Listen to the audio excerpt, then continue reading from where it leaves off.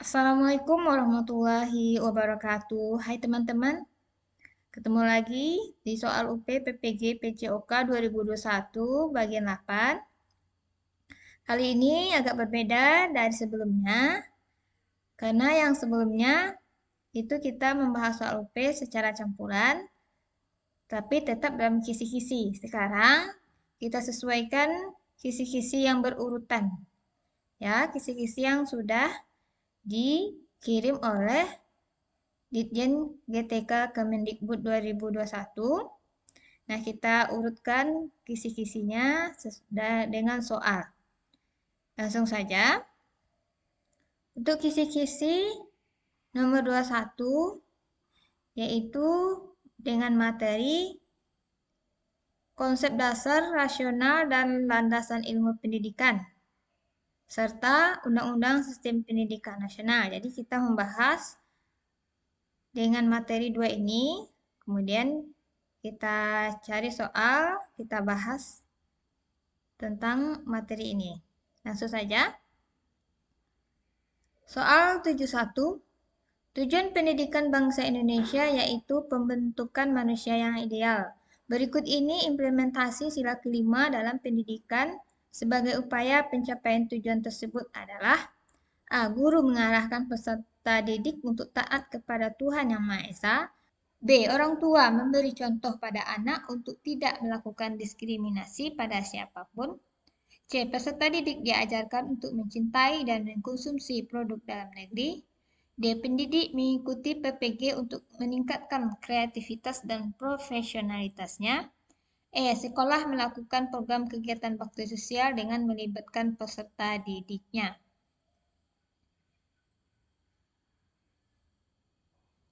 Jawaban E. Sekolah melakukan program kegiatan bakti sosial dengan melibatkan peserta didiknya.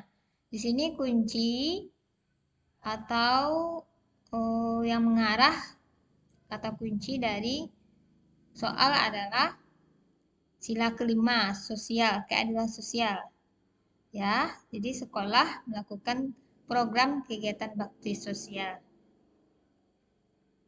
Lanjut, soal 72. Berikut ini contoh kegiatan yang tergolong ke dalam praktik pendidikan adalah A. Ibu Heni sedang membaca buku psikologi pendidikan.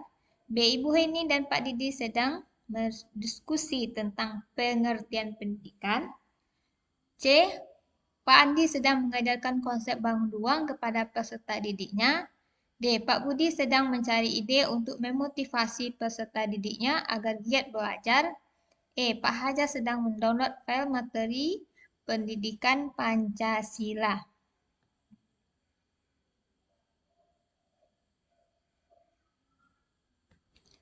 Jawaban C. Pak Andi sedang mengajarkan konsep bangun ruang kepada peserta didiknya. Di sini nampak kata kunci praktik pendidikan. Jadi Pak Budi mengajarkan bangun ruang. Di sini ada proses mengajar antara Bapak Budi dengan Bapak Andi dengan peserta didiknya. Sementara Ibu Ani itu untuk dirinya sendiri membaca psikologi. Bu Heni berdiskusi dengan rekan kerja, sedangkan Pak Budi untuk dirinya juga mencari ide, memotivasi peserta didik. Sedangkan Pak Hajar untuk dirinya juga mempersiapkan file materi yang akan diajarkan. 73. Sebagai humanisasi pendidikan bukan berarti pembentukan manusia atau peserta didik oleh manusia lainnya atau pendidik, sebab asumsinya bahwa manusia atau peserta didik adalah A. Manusia yang merupakan makhluk otonom. B. Pribadi yang berkembang dan berakal. C. Makhluk sosial yang dapat mempengaruhi satu sama lain. D. Makhluk yang memiliki moral sehingga dapat membedakan baik dan buruk. E. Makhluk religius yang diciptakan oleh Allah atau oleh Tuhan.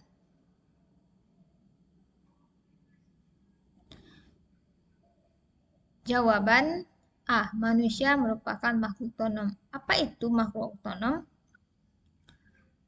Otonom artinya mandiri dalam menentukan kehendaknya, menentukan sendiri setiap perbuatannya dalam mencapai kehendaknya.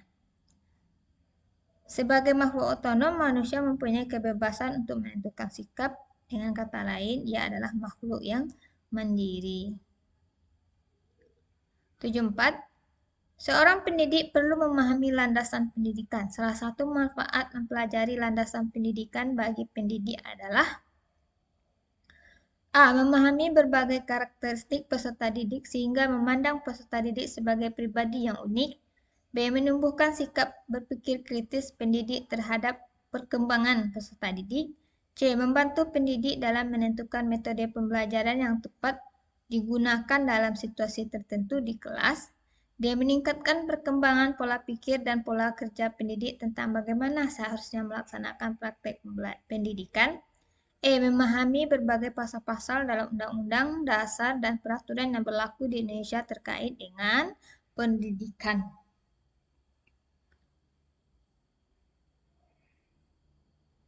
Jawaban D. Meningkatkan perkembangan pola pikir dan pola kerja pendidik tentang bagaimana seharusnya melaksanakan praktik pendidikan. Di sini kata kuncinya landasan pendidikan. Dengan apa seorang guru itu berlandaskan? Pembahasan hal tersebut dimulai dengan memahami hakikat manusia, di mana manusia sebagai pelaku utama yang memiliki peran sebagai subjek di dalamnya. Landasan pendidikan berpijak dalam praktik pendidikan, diantaranya landasan filosofis, epistemologi, yuridis, landasan empiris, dan landasan religi.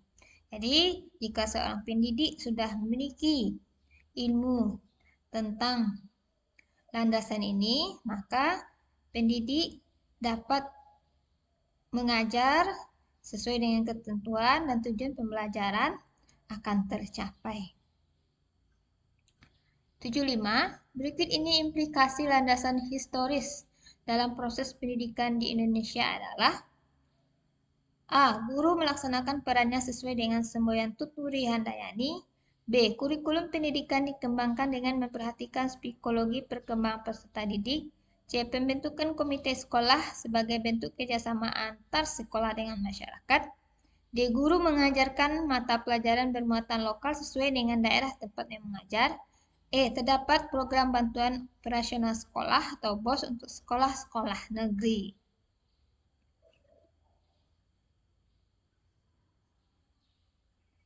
Jawaban A.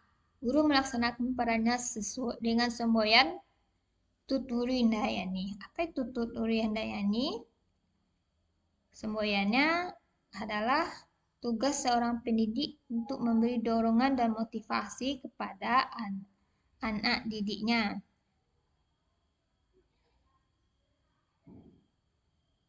Tujuh 6. Pengertian landasan dibagi menjadi dua, yaitu landasan fisik dan konseptual. Berikut ini yang termasuk dalam landasan konseptual.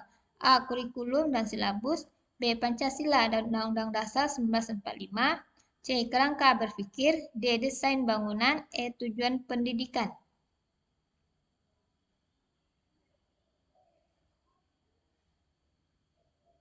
Jawaban B. Pancasila dan Undang-Undang Dasar 1945. Yang untuk opsi lain itu jelas sangat jauh sekali ya perbedaannya. 77. Pendidikan harus dilakukan sesuai dengan tahap-tahap dan tugas perkembangan peserta didik. Oleh karenanya, pendidikan dilaksanakan dengan mengacu pada landasan A. Psikologi pendidikan. B. Sosiologi pendidikan. C. Religi pendidikan. D. Ekonomi pendidikan. Ilmu pengetahuan dan teknologi.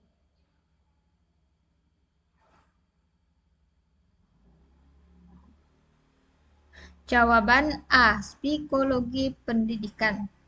Di sini kata kuncinya adalah perkembangan peserta didik.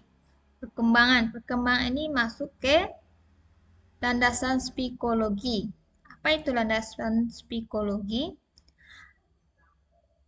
Landasan psikologi dalam pendidikan adalah asumsi-asumsi yang bersumber dari studi ilmiah tentang kehidupan manusia pada umumnya serta gejala-gejala yang berkaitan dengan aspek pribadi manusia pada setiap tahapan usia. Pada tahapan usia perkembangan tertentu untuk mengenali dan menyikapi manusia yang bertujuan untuk memudahkan proses pendidikan. Setelah psikologi perkembangan adalah ilmu-ilmu yang mempelajari tingkah laku individu dalam perkembangannya meliputi fisik, psikologi, sosial, emosi, dan emosional, serta moral. Di perkembangan termasuk ke dalam psikologi pendidikan. 78.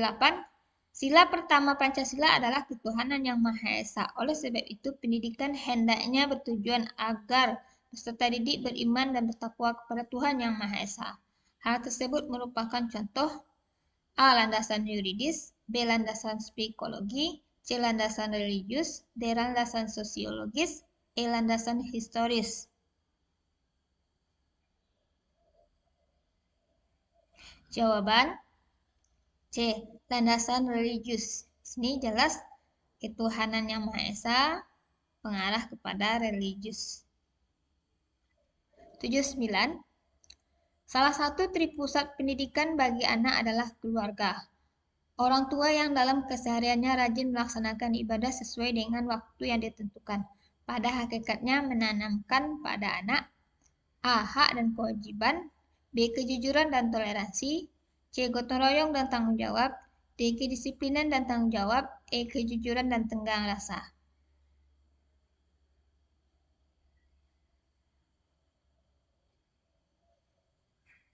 Jawaban D. Kedisiplinan dan tanggung jawab. Kata kuncinya di sini adalah rajin melaksanakan ibadah sesuai waktu. Sesuai waktu berarti itu disiplin. Dan ibadah itu adalah tanggung jawab. Jadi, jawaban yang paling tepat di kedisiplinan dan tanggung jawab. 80. Landasan pendidikan jenis ini memiliki asumsi yang bersumber hakikat manusia. Hakikat ilmu, nilai serta perilaku yang dinilai baik dan dijalankan setiap lembaga pendidikan adalah A. Landasan filosofis, B. Landasan sosiologis, C. Landasan religius, D. Landasan yuridis, E. Landasan psikologi.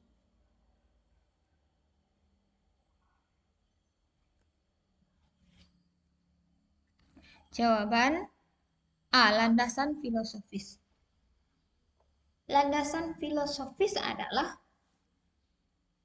pandangan-pandangan yang bersumber dari filsafat pendidikan mengenai hakikat manusia, hakikat ilmu, serta nilai pendidikan yang dinilai baik dan dijalankan setiap lembaga pendidikan. Sementara, landasan sosiologis adalah bersumber pada norma kehidupan manusia yang dianut oleh suatu bangsa, sehingga terciptanya nilai-nilai sosial yang dalam perkembangannya menjadi norma-norma sosial yang mengikat kehidupan bermasyarakat dan harus dipatuhi oleh masing-masing anggota masyarakat. Landasan religius adalah asumsi-asumsi yang bersumber dari religi atau agama yang menjadi titik tolak dalam rangka praktik pembelajaran atau studi pendidikan. Sedangkan landasan yuridis adalah aspek-aspek hukum yang mendasari dan melandasi penyelenggaraan pendidikan. Landasan psikologi adalah ilmu yang mempelajari gejala kejiwaan yang ditampakkan dalam bentuk perilaku manusia. Mana tahu untuk soal yang akan keluar tahun ini, landasan sosiologis, religi, yuridis, psikologi, kita sudah paham semuanya ya. 81. Berikut ini contoh konkret dari implikasi landasan religius dalam pendidikan di sekolah adalah A. Menjaga lingkungan sekitar rumah karena kebersihan merupakan sebagian dari iman. B. Gotong royong dan saling menghormati antar warga masyarakat meskipun berbeda suku, ras, dan agama. C. Guru mengajarkan siswanya untuk berdoa sebelum dan sesudah pembelajaran. D. Guru menggunakan media pembelajaran yang interaktif untuk mendukung pembelajaran di kelas. E. Sekolah menyediakan berbagai ekstrakurikuler yang dapat memfasilitasi potensi dan kreativitas anak.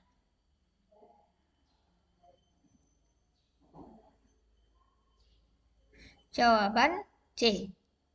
Guru mengajarkan siswanya untuk berdoa sebelum dan sesudah pembelajaran.